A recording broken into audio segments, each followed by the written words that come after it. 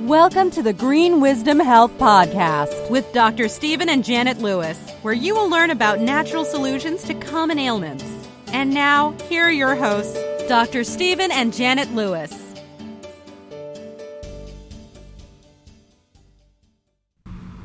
Hello and welcome to this week's edition of the Green Wisdom Health Show. I'm Janet Lewis. And I'm Dr. Lewis. And today we are going to talk with you a little bit about your gut health. A little bit more specific gut health. You know, you always hear us talk about trains moving through tunnels and probiotics and digestive enzymes, but many of you might not have heard of something called H. pylori. And so today's show is about advanced gut health, how to handle H. pylori. Dr. Lewis, could you start us off and explain to us about what H. pylori is? How do you know if you have it, and what do you do about it, and why doesn't anybody ever talk about that? Well, I think if you have some or many of the symptoms that we're going to talk about today, that you do need also to see an MD, a gastroenterologist, because there's all sorts of things that it can be. H. pylori is pretty underdiagnosed, I think, but there's other things it could be. So please, get a medical diagnosis also. And for those of you that unfortunately, there's some people who get started and they just don't have the courage and the faith. Look those words up and define them. They don't have that enough courage and faith to stick with it, because here's what you need to always realize is that new beginnings are generally disguised as painful endings. So if it's painful, stick with it. There's always something better on the other side. Willie Nelson sang that song, Bring Me Sunshine. That's right. But maybe we are to talk about a little bit about what the symptoms are of H. pylori, and then you'll be able to relate to it a little bit better about maybe that's something you have and don't know you have. And I know some people have had testing for it, and then they say, oh, I got better, but I still have symptoms again now. So I'm going to let Dr. Lewis explain why that happens. And but some of the reasons, or the reasons you may have H. pylori, can include an ache or burning pain in your abdomen, abdominal pain that's worse when your stomach is not full. That's Elvis song, Hunka Hunka Burning Love. Yeah, usually, bloating is one of the signs as well. But, having your stomach not full and having pain is an interesting concept. Nausea, loss of appetite, if you're having frequent burning in your gut, or unintentional weight loss. So those are some of the things that can be a sign of H. pylori. And Dr. Lewis, for people that have had H. pylori and they think it's gone, and then they still act like they have symptoms, is it gone? Most of the time, no. It's been my experience whether you treat it this way or medically or both, and I think both is usually the appropriate way. It generally will come back, and there are a lot of reasons for this. And I've had many people that would do the breath test, which is, easy and non-invasive. And they said, well, I tested negative. And I said, I don't care. We're going to treat it like it's that anyway. And people get remarkably good success. And again, please don't try to diagnose yourself off a list that we give you, because these lists can be many other things. And, we're going to give you the list of things, but it could be H. pylori, but it could be stomach cancer, pancreatitis, pancreatic cancer. It could be an aneurysm, abdominal aneurysm. It could be so many other things, or reflex, coming from a heart problem. But, the thing that kicks me into thinking H. pylori, they say, well, even water upsets my stomach and burns and makes me want to throw up. I say, yep, I got it. And it can be upset stomach, acid indigestion, and that could be other things too. Gastritis, dyspepsia, ulcers, and then there's all this information that says, well, H. pylori causes ulcers. Maybe, or maybe just the conditions are so wrong that you develop ulcers and the H. pylori takes over, so who knows. But if it's unrecognized, many times it can go on to cause cancer of the stomach, and that's why be careful diagnosing and treating yourself. And that's a good point with the water. The water hurts your stomach, because the other part of that is if you drink tea, like the tannins that are in the tea actually calm down H. pylori.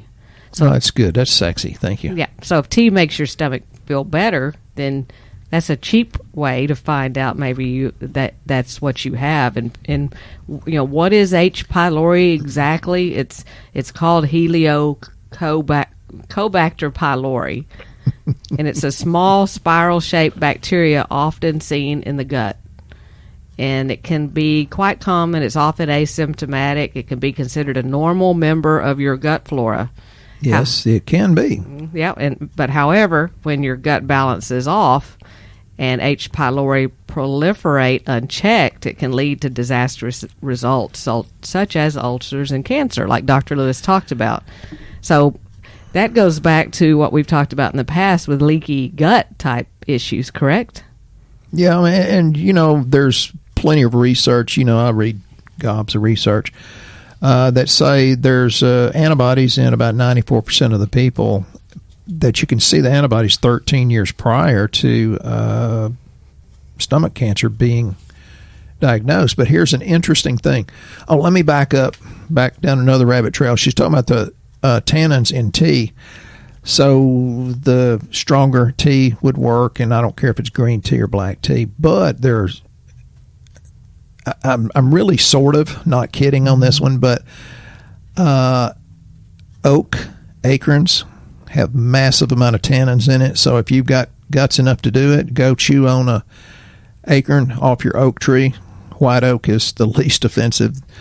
And if you can chew up the acorn and it makes your stomach feel better, try it. And Janet's looking at me like, yes, darling, that's a country thing. The hard acorns off the tree? Yeah, well, the Indians used to soak them in a sack in the stream. They'd crush the shell first and soak them in a sack in the stream, and it'd let the stream wash out a lot of the tannins, and then they would make a flour out of the acorns. See, that's why I hang around you. You're just like some kind of little pilgrim from back in the day. Yeah, I make up a lot of crap, and she believes me. Like, I don't know about crushing it now. But I just have to wait for a squirrel to bite through one and grab it or something from him. We've got, hundreds of thousands in our backyard now. Well, here now, okay, back down the rabbit trail she was taking me to. There was a study that said more than 60% of everybody over 60 years of age had H. pylori residing in their stomachs. Then they did a follow-up study that says 68% of the spouses that had H. pylori also had the infection. So that means the 32% that the spouse didn't have it, they weren't kissing their spouse because, yep, you can get it kiss to kiss. So, really? So it's spreadable? Yeah, baby. Wow. So you could cure yourself and your partner could have it and give it back to you. Yeah, your partner gives you back a lot of other things too. Okay. Well, I mean yeast. Yeah, okay. Doesn't sound like it's a very good idea to have a partner. Yeah, well, you need a clean one. Sorry, folks. Jeez. It's going to get better, I promise you. Wow. This is eye-opening to me. This is not in her notes. I don't know what she's going off of. We're just going to start taking the exact same product so we make sure everything's just dead. Whatever that is. Her product is vodka. I go for bourbon. Alcohol, it'd kill it, baby. So what damage can H. pylori cause? It can cause a low-grade inflammation in the lining of your digestive system it inhabits. And eventually, this inflammation, called gastritis, starts causing symptoms such as an upset stomach, pain, hiccups, or belching. And you may think it's something like, well, it's gluten sensitivity, because these symptoms can mimic, each one of them can mimic the other thing. And gluten does the same thing to the lining of the small intestine and those with celiac disease. So if you think leaky gut, well, if you don't have enough digestive enzymes, and most people don't have enough acid, they think they have too much, and that's not really true most of the time. Then if you don't have enough acid to sanitize your stomach, then it can go further down into the small intestine and create havoc there. And so digestive enzymes and probiotics are always a good thing, but there's some probiotics better than others, and people tell me, well, I'm taking a probiotic. You don't hear me. You're getting that junk from the big box store, And I've seen them under microscope. Most of them aren't even alive. So you're making yourself feel good mentally, but it's not doing anything physically. Well, and we had a lady that came in here. She lives here locally, and because she was having some of these symptoms, and we kept telling her, she was actually a nurse, and we told her, you need to go get your stomach checked and get checked for H. pylori or a gallbladder problem or something, because she'd lay down at night and have these symptoms, and to the point she was about to throw up. And she got to where she was coming in here buying a product from us because it gave her immediate relief, and it is called Digest Ease. I'm going to let Dr. Lewis explain kind of why it works, but this woman was buying 3 bottles of this a week because she said it's the only thing that works. And this was a wife of another doctor here in town. I said, good Lord, have him take you to a GI doctor, please. And,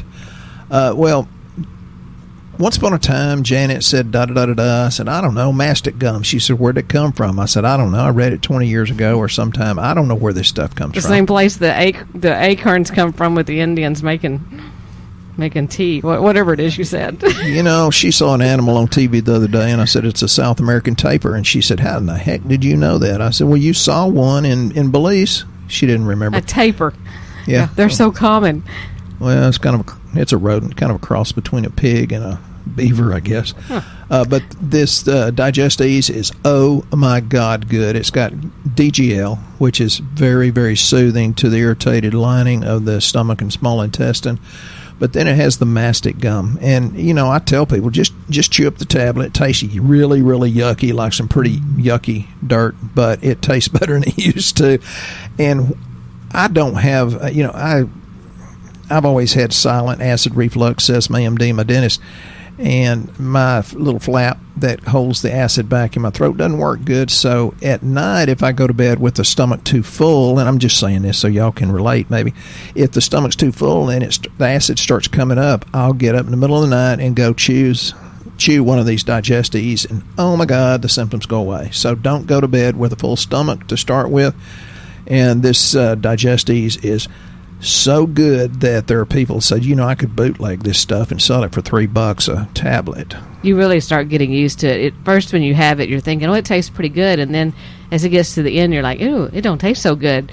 But when you have bad symptoms like this, you actually like it. It actually is, you just kind of crave it. That's why you shouldn't judge somebody else, because if I judged what she just said by my experience, I'd say she's full of something. Well, you know what? I carry these in my purse all the time, and after hearing you talk about being able to give H. pylori back and forth, I'm going to start giving these out to people for breath mints. I'm going to start telling them, it is a breath mint. You need to have one of them. Well, that's another thing. If you have bad breath, it's very possible and probable that you have H. pylori, or at least intestinal dysbiosis. And I've lost several patients because they said, well, I have bad breath. I said, you've got to clean out your stomach, small intestine, make sure your liver and gallbladder's working, and then clean the colon. And they didn't believe me. But, sorry, they still have bad breath. When you get this, whether it's just the H. pylori or different pathological bacteria, fungus, different parasites, with the low stomach acid that allows that to live, it stops or very much impairs your ability to absorb nutrients such as calcium, iron, folic acid, B6, B12. And I tell people, well, it looks like you're low on B6 because you're low liver enzymes. And if you don't have B6, you can't let the neurotransmitters or the happy hormones cross the blood-brain barrier. And you're not as healthy mentally. You're stressed, you're anxious, you're depressed, you're angry. And I had a lady yesterday from Washington. She said, holy cow, it's like you've been reading my mail. And I said, well, you don't look that way. She said, no, I'm crazy, and my husband will love you. And B12, you'll lack full brain function, but you won't have energy. And folic acid is a really, really weird one. About some experts say we have about 50% of us have this genetic SNP, SNP, that we can't utilize folic acid anyway. So that's why our supplements have the really good stuff. It's 5-MTHF or 5-methyl tetrahydrofolate. Anyway, we've got the good stuff in. So this can be much easier to absorb while we heal the inflammation of your gut the gut leakiness or whatever it is through nutrition. And you want to know another odd way that you can get H. pylori? If you didn't think the kissing and sexual transmission way was enough, you could actually drink contaminated water. And that's water that's been contaminated with fecal matter and is unknowingly swallowed, because so many people do that. That's why I don't swim in people's pools, because I've seen little babies that, well, you figure it out. In lakes and streams as well. You know, you're supposed to always drink uphill from the herd. Mark that down too. You know, this is just, you know, you can take all this stuff and try to be healthy, but then you do something trying to have a little fun one way or another, and look what happens. So, animals, another way is that you can transport it is from an animal, because it says a zoonotic bacteria. Well, don't kiss your dog, or don't let your dog kiss you, because you know what your dog's been doing with their mouth. It does not mention dogs. It mentions cats. I'm going to disagree, because my dog... Because her dog's out there under her desk. Sheep, goats, cows, and cats can transfer the infection both via milk and feces. Do not be a cat hater. No, I like cats, but, you know, that's why I say that. But the kissing part of them... You know, cats, you know, you kind of expect that, though, from litter boxes and stuff. But I don't know. It just amazes me how you can get this stuff. Anyway, you can reach out to a doctor for further testing. This is not something that we can see on regular lab work. So if you're thinking, hey, I've done your lab, you've never mentioned I have H. pylori, that's because we didn't run that specific test. And I don't like to, because I've seen them come back negative, but I just tell the people, well, let's treat you that way anyway, and they get well. And it is available as a blood test. And you go see your MD. You know, I like for you to make sure that gastritis is not, you know, pancreatic cancer or whatever. See a good GI doctor while you're taking our stuff. So that's a smart thing to do. Yeah. So, again, it looks like it goes back to getting your gut healthy, correct? And not getting the uneven population of the bad bacteria versus the other bacteria.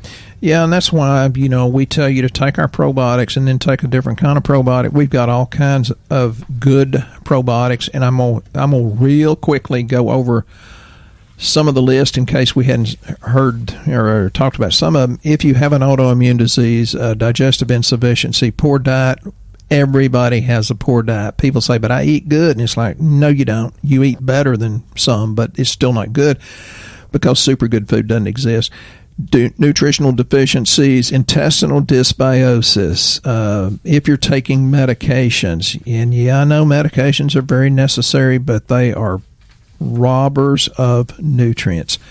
Food allergies, food sensitivities, we've told you about our new testing that really, really digs into that in a deep way for not that much money. And malabsorption because of celiac disease, chemical sensitivity, brain fog or toxic encephalopathy. The thing to start with, and this is a new product, it's called SBI Spore, which is the bovine-derived immunoglobulins, so immune system with spores. I mean, this is a kick but good disease fighter. Disease fighter. Yeah, because I'm looking at the immunoglobulin G. Holy cow. If you knew what that did, you would take a lot of it. But it's got the spores from all sorts of good things. Let's see how bad I can mispronounce some of these. Bacillus coagulant, Bacillus clausii, subtilis. And for those of you that are already familiar with our SBI Protect, that's basically what we've done. We've taken SBI Protect and mixed it with the spore probiotics and made a combination of them, so it helps heal leaky gut and put the good bacteria in. Yeah, so you know what it does is increases the mucosal immunity, and it binds the harmful toxins. It helps the microbiome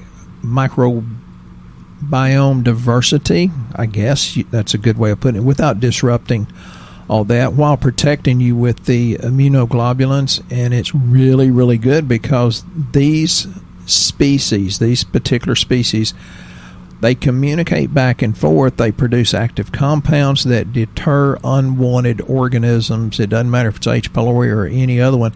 And they have really an intelligent networking system. These cells do communicate. If you want to know more about that, read 10% Human or The Microbiome Diet. Those are two really good books.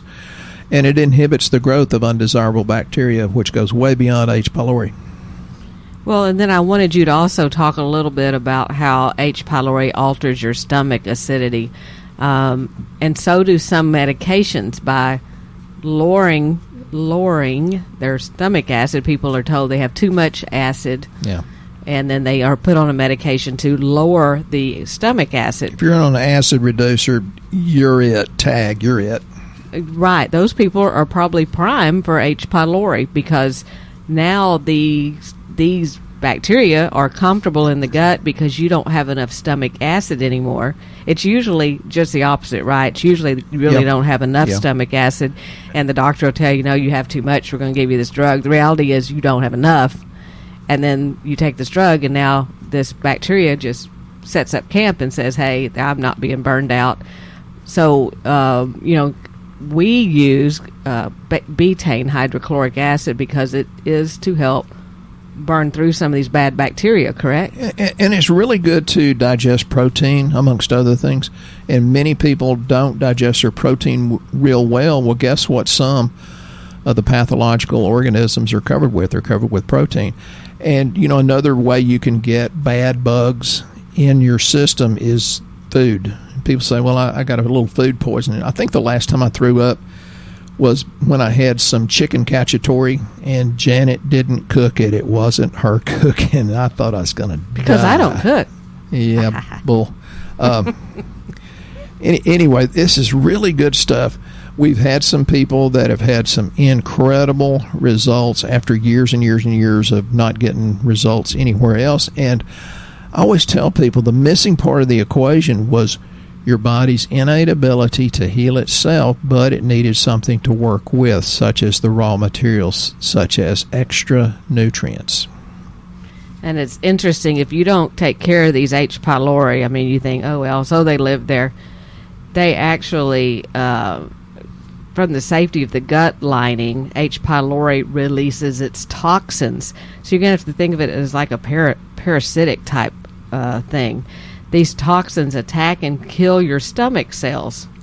But the bacteria does not stop there. It detaches from its previous position and migrates forward to kill more cells. So one by one, holes begin to form in your gut lining. And that's what Dr. Lewis is talking about, our SBI spore, that the SBI part of it actually helps go in like a clay or kind of a glue to help seal those holes back. And the people that have autoimmune problem, leaky gut, love SBI Protect. Which helps deal with the zonulin for the people that know about that. And it doesn't have to be H. pylori, but I'm going to lead up to that. It can be candida or a different type of yeast that has an overgrowth from excessive sugar or carbohydrates, alcohol. Holy cow, that hurt. Antibiotics, chlorinated water. And you've got to understand, folks, if you're eating commercially grown chickens and beef and pigs, you're getting antibiotics. This can lead to intestinal inflammation. And drum roll, please, H. pylori has been associated with wheat intolerance, which think gluten, which leads to celiac disease and leakiness. And that's from the American Journal of Gastroenterology. So you'll have to say this word because you're really good at it. It's super sexy when you say it. It's I'm not going to try it, the first portion of the small intestine called I know you're really, really good at this because you're a chiropractor, and I have heard you say this word many, many times. Duodenum? That's it. Is that the right one? That's it. Oh, good. So, I guessed it right. It's the first portion of the small intestine close to the stomach, and it's affected. Some people say duodenum, but you've heard of duodenal ulcers. I have not.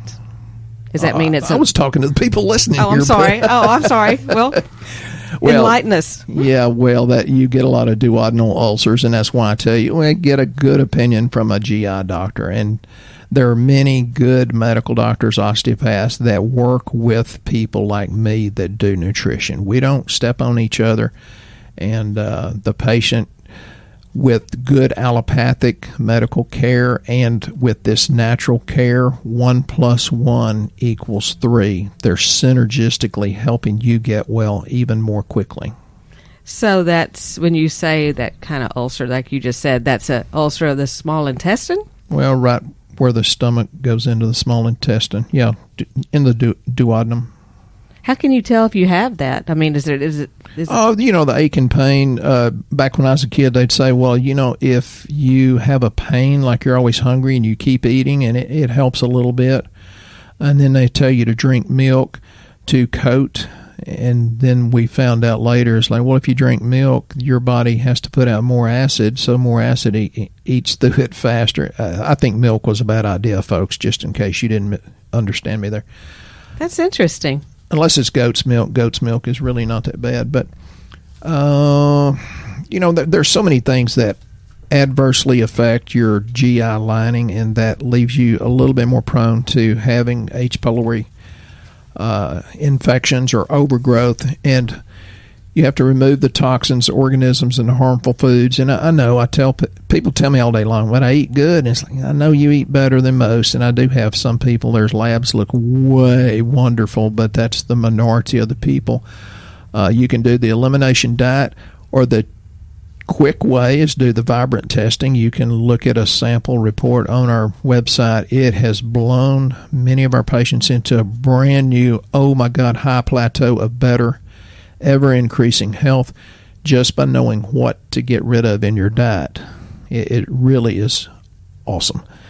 So once you remove the toxins and organisms and a harmful food, then you replace digestive enzymes. That's critical. Then you re-inoculate with friendly organisms. That's the spore, the SBI spore we were talking about, and other probiotics. But that SBI spore that's the bomb. Yeah, I'm excited. We were super excited about that. I also wanted to mention a couple of other things because you guys are having a lot of questions, and I know we're keeping you that way because we are keeping you very confused with our product lineup. Between the COVID and having problems getting some of the products in because they're back ordered for literally months at a time, we've changed a little bit of our product lineup. Dr. Lewis has picked out a couple of different lines that he likes. In the meantime, some of them we're actually keeping, I believe, because it seems like as some of these products are coming back in from some of these companies, they've changed some of their ingredients around, and Dr. Lewis is not happy with some of it, so he has sought out other products because he wants to make sure you guys have the very best. One of them is our Active Mega Multi that we've had on back order that will be back someday. But in the meantime, we have an Active Mega Multi 2. We are probably going to keep that because that particular one, you get twice the amount of capsules in it, and it's going to be about a couple of dollars less buying a double amount of it versus the 60 count. We will have the 60 count back at some point also, but the two of them were a complete different makeup. Both equally as good. Some are higher. One of them's higher in some things. One of them's higher in some other things. It kind of balances out. But he felt like that was a good product to keep in. Yeah, the overall quality and absorbability is really, really good. So that's why we put the 2 on it, because I don't want people to think, oh my God, you changed these things. I want you to know that I did.